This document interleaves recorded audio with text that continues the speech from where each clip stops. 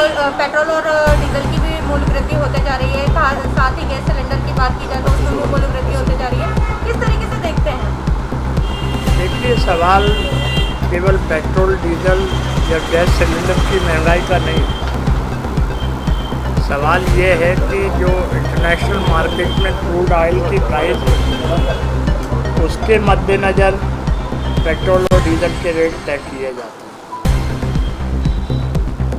हैं।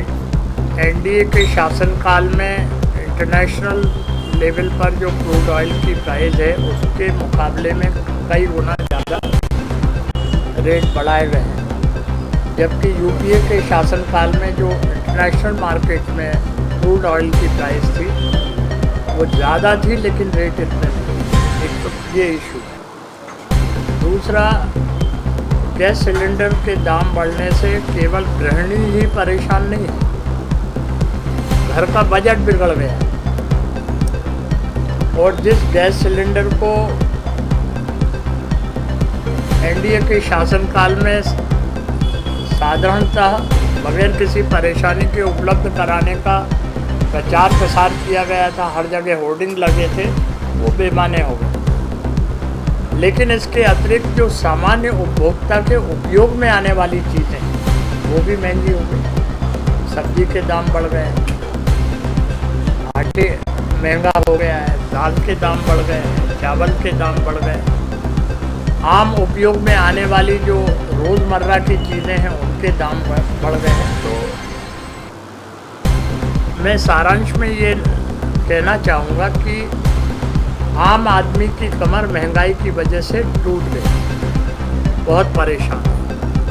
पिछले लोकसभा चुनाव के समय ये नारा प्रमुखता से दिया गया था कि महंगाई कम की जाएगी, लेकिन महंगाई काफ़ी बढ़ गई।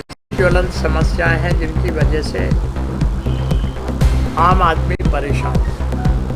अभी जो हमारे देश में स्थिति है जिसकी वजह से आम परिवार त्रस्त है वो है कोविड की भयावहता का शिकार हुआ है। और इसके लिए, इसके बचाव के लिए समय रहते जो तैयारी केंद्र सरकार और राज्य सरकारों को करनी चाहिए थी, दुर्भाग्य से वो नहीं कर पाए। आप कहेंगे वो तैयारी क्या थी? उस तैयारी के लिए पहले से ही ये प्रिज्यूम कर लेना था कि हमारे यहाँ पर्याप्त वैक्सीनेशन हो पाए और उसके लिए वैक्सीन बच जाए। लेकिन दो ही उस समय कंपनी थी। वो वैक्सीन बनाने वाली कंपनी से जो वैक्सीन तैयार की गई हमारे यानी हिंदुस्तान की कंपनी से, उन वैक्सीन्स को हमने दूसरे देशों में भेज दिया और अपनी पीठ थपथपाने के लिए कि हम इतने बड़े हैं कि हम दूसरे देशों की भरपाई कर रहे हैं, जबकि हमारे देश में वैक्सीन की कमी है। दूसरा इशू ये है कि जो यूएसए से जिस कंपनी से हमने करार किया था, जो रेमडेसिविर इंजेक्शन की कमी की बात आई, वो हिंदुस्तान की 6 कंपनी से करार था बोले का। तो उन्होंने शर्त रखी थी कि भाई हम आपको ये भेजेंगे लेकिन इसके अतिरिक्त कोई और से आप नहीं लेंगे, जिसके संबंध में former prime minister doctor Manmohan Singh ji ने पत्र प्रेजेंट प्राइम मिनिस्टर को लिखा था कि जो करार में शर्तें हैं उनको थोड़ा शिथिल किया जाए। बाद में वो उस दिशा में उन्होंने फिर कदम उठाया कई महीनों के बाद।